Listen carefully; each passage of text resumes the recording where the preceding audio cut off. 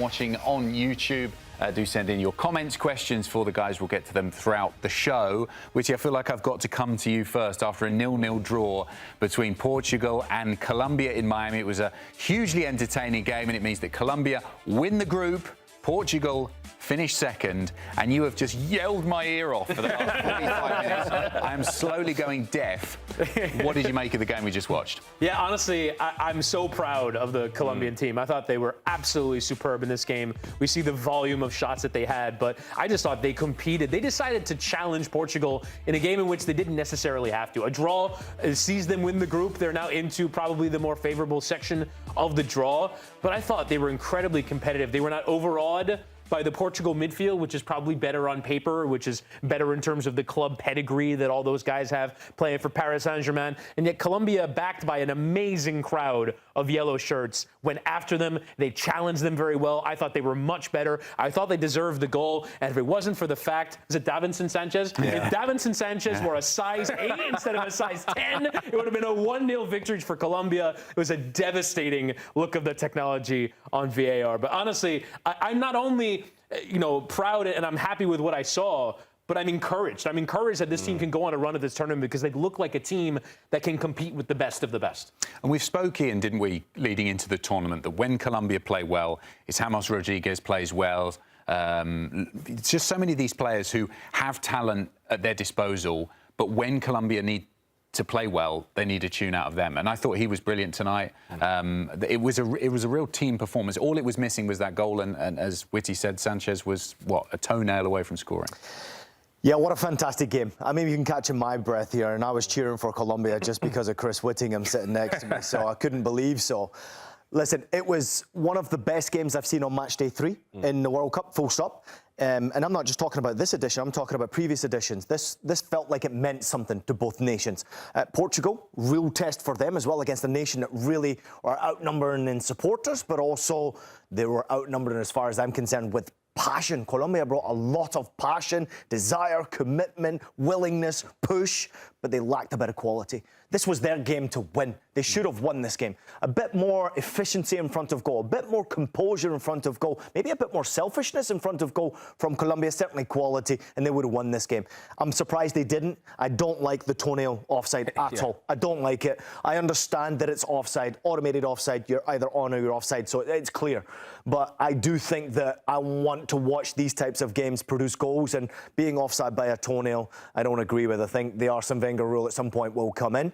But this was an absolute fabulous spectacle. Colombians should be very proud. Everyone inside that stadium should be incredibly proud. But I will say this, in these games, and you're going to get them in the World Cup, you need a match winner. You need someone to step up. In previous editions, it was James Rodriguez. Good game from him, but where's the finish, right? The finish wasn't necessarily there from James, and it wasn't from their offensive players either. I think that you're quite right. They're real lacking a poacher in the box, a guy who's just going to put the ball in the back of the net, take that opportunity. Luis Suarez has been a bit disappointing. I know he scored a lot of goals for Sporting this season, but he just... And just the misplaced passes, I think, to your point, Ian, there was a lot of times where they got the ball into the final third in good positions and the ball was a yard behind the player who was running onto it, or is it just a little bit too fast for them to get there? I thought, Michael, that was something that maybe going into the knockout stage they're going to have to focus on. Just when you get the ball in the final third, take your time, calm down, make the pass. Yeah, but look, before we get too critical on that, I think that's going to come. I think that is definitely the last puzzle piece for Colombia. I'm going to celebrate what we just saw because they proved that they are miles, not inches, miles better than Portugal right now. They're miles better than Portugal going into the knockout round. No. It was 0-0, yes. Not miles better then, is it? No. No, this wasn't a game. It was a game. It was 0-0. Portugal had chances too. The scoreboard says 0-0, but I'm talking about if you actually watched the game, which we all did, this was a statement, and it could have been a bigger statement is what I'm saying, that Colombia bossed Portugal. It wasn't even close in terms of the things you said about the intensity and passion, but there was just a bite about Colombia that we haven't seen since Copa America back in 2024. And this is why I say that these are the small inches, these are small yards that build confidence. If you ask Woody or any Colombian fan coming to this World Cup, where was the World Cup going to be? How were they going to be? It definitely wasn't confidence. And if you just said that, I would have said, I want to know what you're smoking. It's a sheesh. Because they haven't looked like themselves.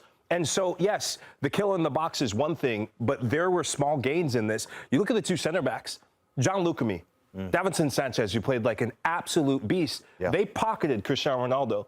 Bruno Fernandes, he needs to hit the showers. He needs to get on the bus because he was a ghost.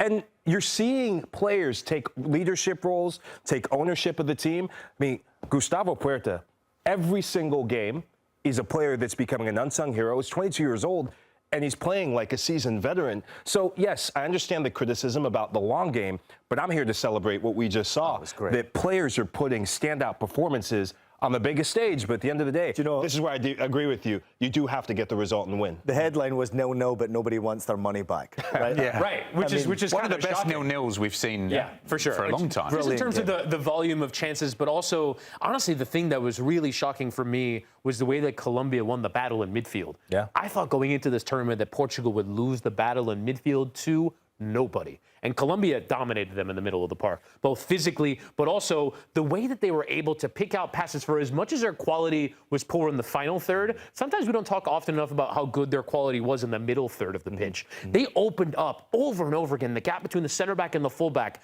people making runs beyond the fullback. I thought Nuno Mendes was kind of struggling down that left side a fair bit. A ton of joy for Arias and then Munoz when he came on down that right side. I thought that the way that they picked out passes from deep to open up spaces for others was brilliant. It was just that final ball that was lacking, but they controlled the game through midfield against Vitinha, against João Neves, who came on at halftime, against Bruno Fernandes. These are some of the top players that we see in Europe every single week. They're coming up against players that some of them are in Europe, some of them play in South America, and so people don't see them as often. It doesn't mean that they're not capable, that as a collective, and playing well together, of executing on the day and being better than what we all thought coming into the tournament was the best midfield in the world. Ian, given the way that Colombia played, how do you think Portugal are feeling in the aftermath of that game?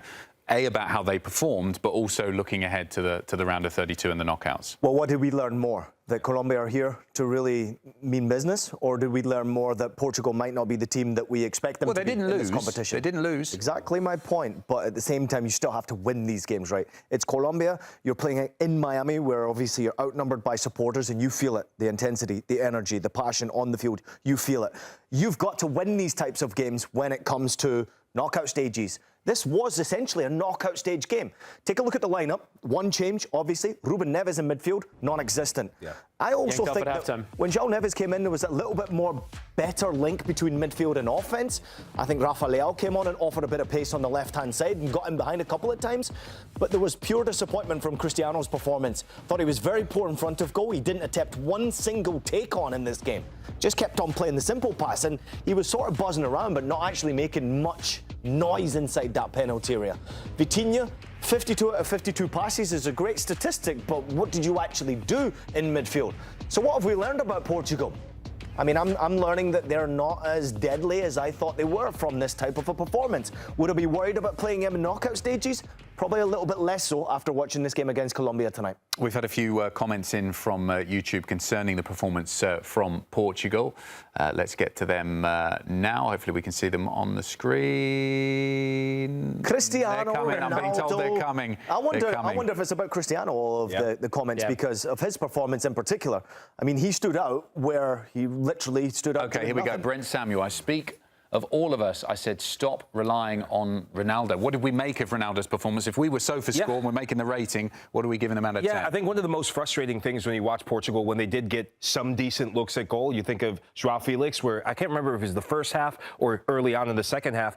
Players are passing up opportunities to be selfish. You talked about Colombians being a bit more selfish. I want to see Portuguese players be a bit more selfish. You have players who can put the ball in the back of the net. Last time I checked, João Felix can put the ball in the back of the net for both club and country, but he gets there, is a defender 1v1, he has his head up, and he's looking at Cristiano Ronaldo the whole damn time. You think they're just arrowing for him every time? Oh, absolutely. Yeah. And that's, you've been there in the locker room where you have a senior figure who's got his eye on the goal count, got his eye on maybe sending a message, maybe keeping one eye on what Lionel Messi's done in this tournament, trying to get the respect put back on his name. Let's not kid ourselves. He is the greatest goal scorer of all time. And at 41 years old, doing what he's doing in a Portugal shirt throughout his career has been sensational. But this is on the rest of his teammates as well to have a bit more pride in the quality of players that they have. You listed them as one of the best midfields, if not the best midfield in the World Cup. On paper, yes. We haven't seen that yet. I agree. I guess Uzbekistan, you can say, okay, it's Uzbekistan, you have to still show the quality. But in the two games, DR Congo and Colombia, I'm not seeing the best midfield at this World Cup.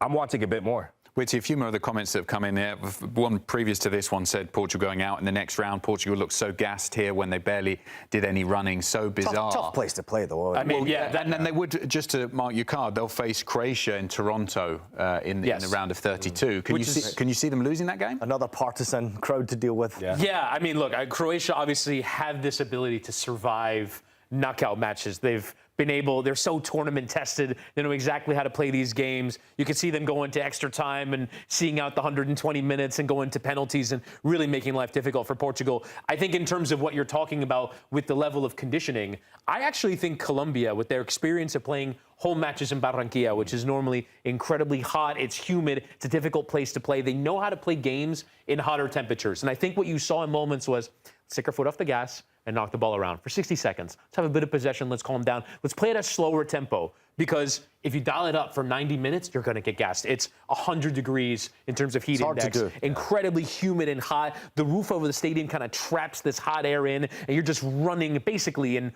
water air. Like you're running through water. You know what? It's incredibly difficult. It's hard to do that. When you actually go to the atmosphere and you feel the intensity inside that stadium, I totally agree with you. But they actually add a little bit more to you on the field. You're running through that extra mile and going intense, and you're not even thinking straight because of how passionate the crowd is and how warm it is. You also have this feeling that you've got to keep that up. You don't want to let it slip down in any way.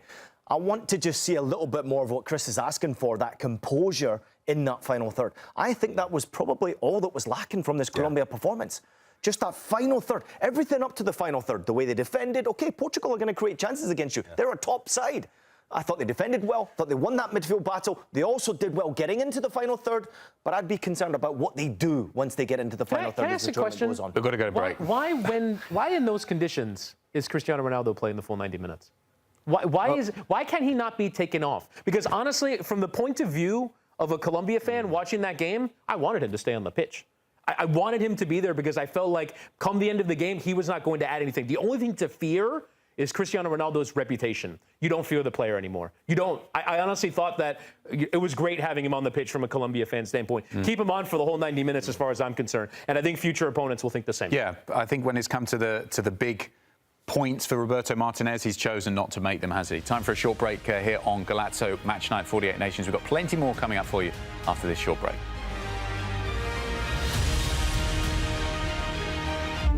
At the start of every year, I find myself wondering again, constantly questioning life's mysteries. Could I make it in the UFC octagon? When Jeff Probst asks survivors, ready? Do they ever want to say no? Has Dexter ever considered meditation? Will Beth and Rip make it last on the new series Dutton Ranch? If not, Rip, call me. Stream new series and returning favorites, plus huge events. It's going to be the biggest year yet. Welcome to the Running Man. The rules are simple. Survive 30 days, but the entire nation is hunting you down. The grand prize, $1 billion! Win this game. Change your family's life forever. Hunt him down! People will sell you out in a heartbeat. What is happening? Welcome to the Running Man. I'm back. I'm really back. Why am I here? I'm not dead, right? Disruption on this campus will not be tolerated. If I look crazy, it's because that's how I feel. I don't know how to live in two worlds. There are others. But they're not like us. We need to get out of here now. Open your eyes. Paramount Plus has a mountain of movies. Wow. New movies. Timeless movies. Guys who are running out of time movies. So get in on the latest blockbusters. Trust me. And relive the moments that get you every time. And that's all I have to say about that. A mountain of movies, now streaming on Paramount Plus. This is European soccer's biggest stage. Written in the stars! What a difference she has made! The question is, Can you handle it? Tell me, can you handle it? The crowd here feels electric. Stream every match of the UEFA Women's Champions League on Paramount Plus. I lost my dad and my aunt. What aren't you telling me? I'll never know what you've gone through, but I'm sure your dad would want you to be happy. I will not lose the company that my husband started. I want success. Get it for me. This business will bleed you dry. Dad, I'm playing on the house's money now. No, you're playing with the devil's money. What's the plan here? Gonna blow! Yeah, well, I'm just getting started. Landman. All episodes now streaming only on Paramount Plus. Welcome back to Golazo Match Night. 48 nations. Other game in Group K tonight was DR Congo versus Uzbekistan in Atlanta. Third place in the group on the line. And it was DR Congo, as you can see there, who came from behind at half-time to win 3-1. Yohan Wissa scoring 2 goals either side of a Fiston Mayele goal on 78 minutes to get the job done for them. So these are the final standings for you in Group K. Colombia win the group after that 0-0 draw against Portugal. They finish on 7 points from 3 games, 5 points for Portugal, who finished second, and then confirmation DR Congo finishing third on 4 points, and they will go through to the next round. Michael, let's Easy talk. game in the next round. Yeah, just a tricky one against England looming for them in the next round. We'll talk about that in a second. But Michael, we spoke yesterday about how much it meant for a team like Cape Verde from Africa, the pride of Africa, to get through to the knockout stages. And you can draw parallels between them and DR Congo. They're obviously not a smaller country as Cape Verde, but they haven't been to the knockout stage of a World Cup. This is a real box tick for them. Yeah, it's massive. It's actually the first ever win in their World Cup history. And I think this has been 52 years in the making, because the last time they were at the World Cup, they actually weren't even DR Congo. They were called Zaire, where the two Congos were one. And a lot of political stuff has happened, and hence you have the two different countries. I've actually played in the Democratic Republic of Congo, and there's just been building of infrastructure over the last 15 years. You think of players that you've probably covered in the Premier League, and Yannick Bolasie, he chose to represent DR Congo. And you look through this roster and you look through this squad and you just see so many dual nationals, players who identify as Congolese by their parents' lineage. And it was so just gratifying to see all the hard work that's paid off over the last couple of seasons under their head coach, Sébastien Desabre. And now I want to give him a lot of credit, because when people think of some of the top coaches on the African continent and some of the top teams, DR Congo isn't the first name that comes out of your mouth. You think Morocco, you think Cote d'Ivoire, you think even Ghana, right, with their coach that they have right now in Carlos Queiroz. But DR Congo are building something special. They're very defensive side. And Sébastien Desabre, when he took the job, Ian, he said that his one mission was to get the Democratic Republic of Congo to the World Cup.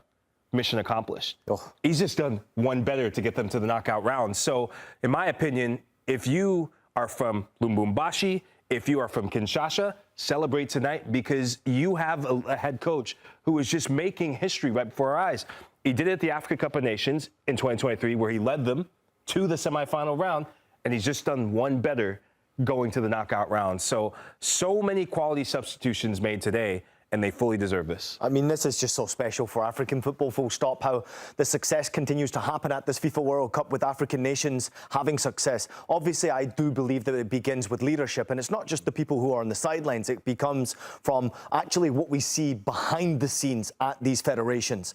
Federations have done a lot better in African football over the last decade of improving standards, making sure that everything is getting better at a youth level to be able to produce talented players to come through to have success at this level, but also what they do in scouting players that do have dual nationals. It's very important to make sure that when they come into the culture that they fit in with chemistry. This group is so fun to watch. Now, I know the first 2 match days they had less than 30% possession of the ball. Sometimes that's okay if you get a result like they have done, but getting a victory and that taste of victory is so special. Yohan Wissa obviously impressed all of us. We know his name. He's a household name now for what he's done in the English Premier League. Maybe not so much for your season, Adam, at Newcastle, but he will get better there as well. But there has been 2 or 3 players that really stood out for me. Bakambu's not one of them. He was one of the problems, I thought, in the first 45 minutes and got taken off. And again, it goes back to leadership. A brave person to take Bakambu off the field with his experience to be able to make those types of changes. You have to do so. But for African football and what we have just witnessed, that second half performance was truly spectacular. It was a joy to watch. They make Uzbekistan look like a minnow in this tournament. And we're not talking about any just Uzbeki team, right? We're talking about a team that's run by Cannavaro, a World Cup winner, that has a centre-back that plays for Manchester City. They made him look foolish in this game as well. It was a great performance and something to be proud of. And looking ahead to the England game, I know England are heavy favourites for it, but you can look to England's group games against Ghana, who also play a low block, a defensive style of play from Africa. I think DR Congo will maybe look at this game and say, look, if we can do what Ghana did, we can stifle England. Yeah, Ghana has given a blueprint how to frustrate England. We saw it today against Panama, and I think we're going to see it done at an even better level. DR Congo, they're just as good, if not better defensively than Ghana. We saw Ghana get taken apart by Croatia, but they have more quality. You talk about the subs and you talk about Yohan Wissa. So a bit of context before we go to break. Yohan Wissa missed the Africa Cup of Nations because he wanted to get his place in the Newcastle team. He actually was injured during the Africa Cup of Nations and coming back.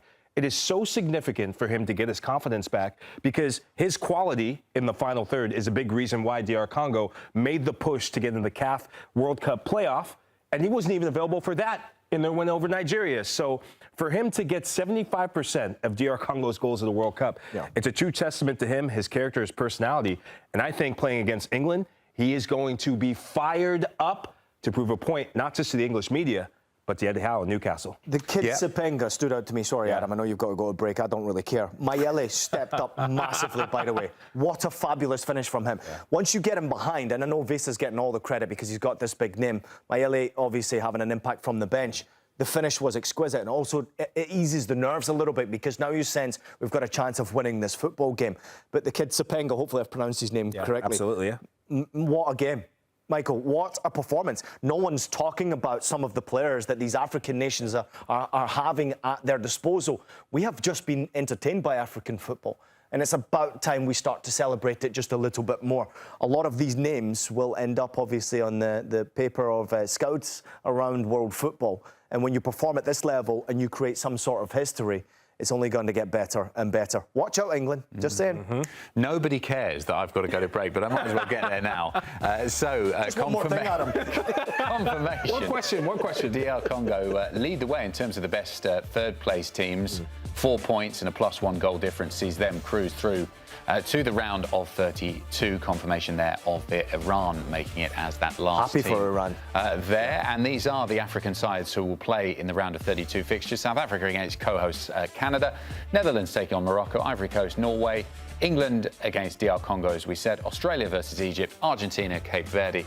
And Colombia taking on Ghana. Time for a short break here on Golazo Match Night. 48 nations. We got there eventually. We'll see you in a couple of minutes.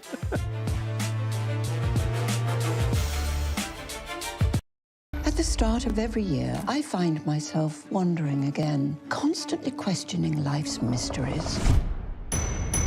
Could I make it in the UFC octagon?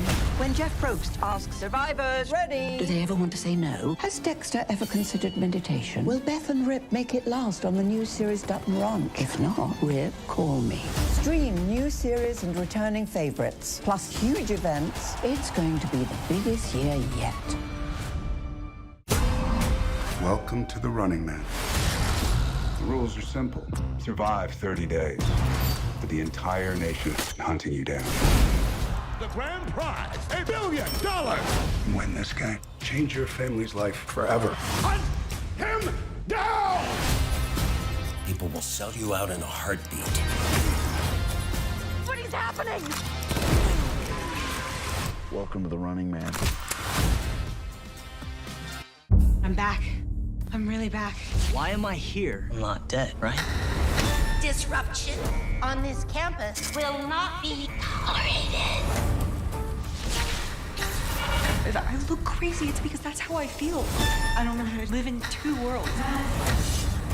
There are others. They're not like us. We need to get out of here now. Open your eyes. Paramount Plus has a mountain of movies. Wow. New movies. Timeless movies. Guys who are running out of time movies. So get in on the latest blockbusters. Trust me. And relive the moments that get you every time. And that's all I have to say about that. A mountain of movies, now streaming on Paramount+. This is European soccer's biggest stage. Written in the stars! What a difference she has made! The question is, can you handle it? Can you handle it? The crowd here feels electric. Stream every match of the UEFA Women's Champions League on Paramount+. I lost my dad and my aunt. What aren't you telling me? I'll never know what you've gone through, but I'm sure your dad would want you to be happy. I will not lose the company that my husband started. I want success. Get it for me. This business will bleed you dry. Dad, I'm playing on the house's money now. No, you're playing with the devil's money. What's the plan here? Gonna blow! Yeah, well, I'm just getting started. Landman. All episodes now streaming only on Paramount+. Welcome back to Golazo Match Night. 48 nations. Attentions turn now to Group J. A couple of games for us to look forward to. No Lionel Messi for Argentina against Jordan in Dallas. And it is going to be a test, I think, of some of the other players, the squad players for Argentina. Ian, on a scale of 1 to 10, how much have Argentina been tested so far at this World Cup, would you say?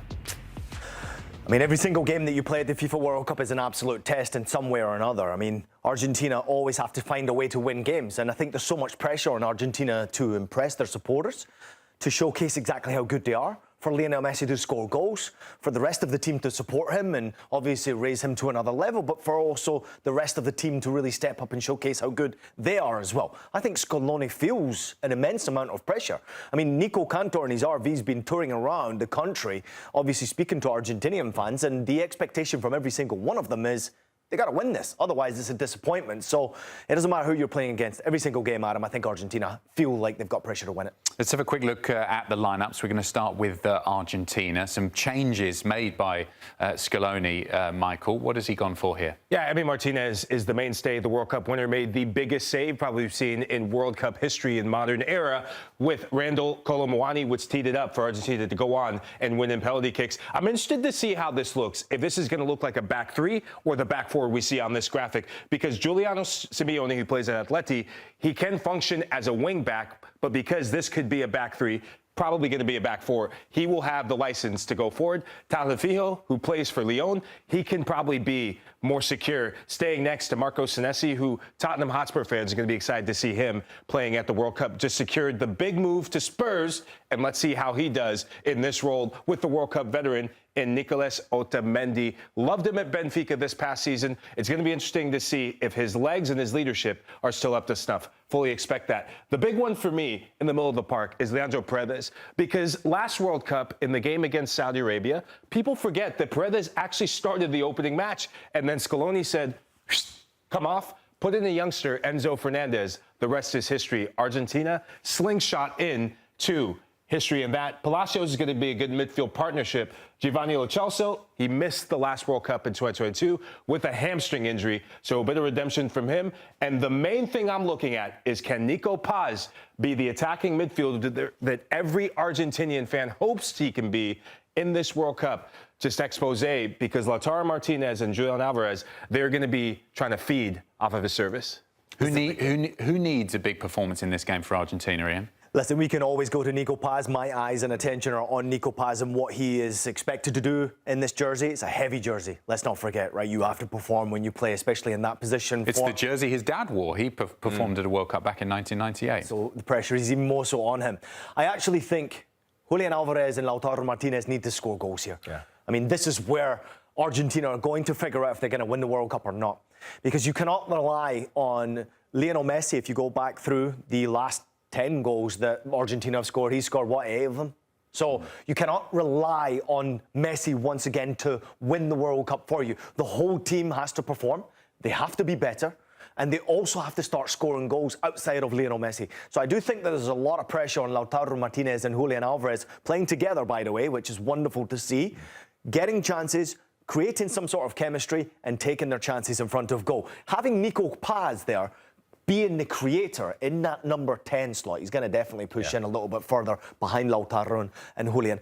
I think that's perfect for this team because this guy is a magician in possession of the ball. He sees defenses like we don't see the defenses. He sees things, these little gaps, these little spaces that other players don't see. What he's done on Serie A across our networks, make sure you're watching, he's been exceptional. But this is where we see how good he really is. Okay, it's one thing to turn it on in Serie A for Como. It's another thing to go and win a World Cup or try to win a World Cup with this Argentinian side that has so much immense pressure on them. Ian, you're our Jordan correspondent. What have they lined up with tonight? Well, I think we can safely say that Abdoulaye is going to be incredibly busy in the goal. 33-year-old actually has had a bit of a shocker recently. He's conceded 5 goals already in the tournament, but he's actually conceded 11 goals over his last 4 international games. I would expect him to be an incredibly busy man tonight. As you can see, obviously, yellow cards coming into play as well.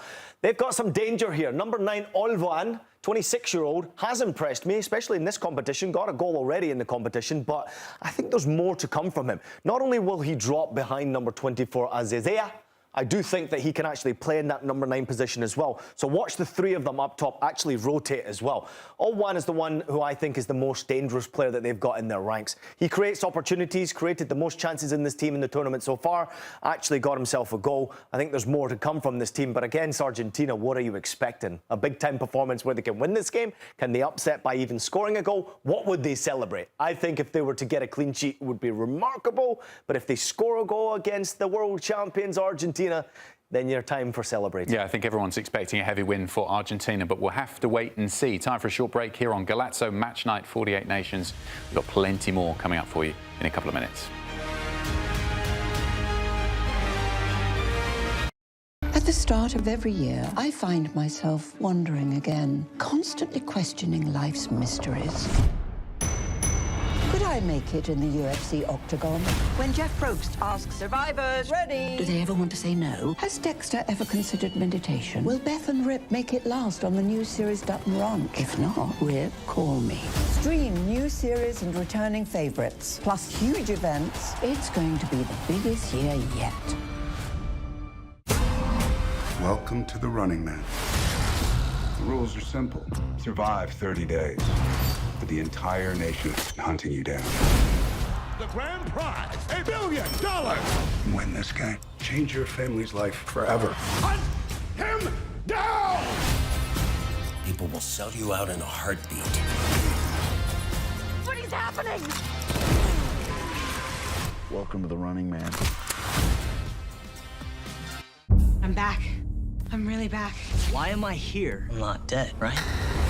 Disruption on this campus will not be tolerated. If I look crazy, it's because that's how I feel. I don't know how to live in 2 worlds. There are others. But they're not like us. We need to get out of here now. Open your eyes. Paramount Plus has a mountain of movies. Wow. New movies. Timeless movies. Guys who are running out of time movies. So get in on the latest blockbusters. Trust me. And relive the moments that get you every time. And that's all I have to say about that. A mountain of movies, now streaming on Paramount Plus. This is European soccer's biggest stage. Written in the stars! What a difference she has made! The question is, can you handle it? The crowd here feels electric. Stream every match of the UEFA Women's Champions League on Paramount Plus. I lost my dad and my aunt. What aren't you telling me? I'll never know what you've gone through, but I'm sure your dad would want you to be happy. I will not lose the company that my husband started. I want success. Get it for me. This business will bleed you dry. Dad, I'm playing on the house's money now. No, you're playing with the devil's money. What's the plan here? Gonna blow! Yeah, well, I'm just getting started. Landman, All episodes now streaming only on Paramount+. Welcome along to Golazo Match Night 48 Nations. Adam Hunter here in the studio with Chris Wittyngham, Michael Lahoud and Ian Joy. The back four is back. A big hello to everyone watching on YouTube.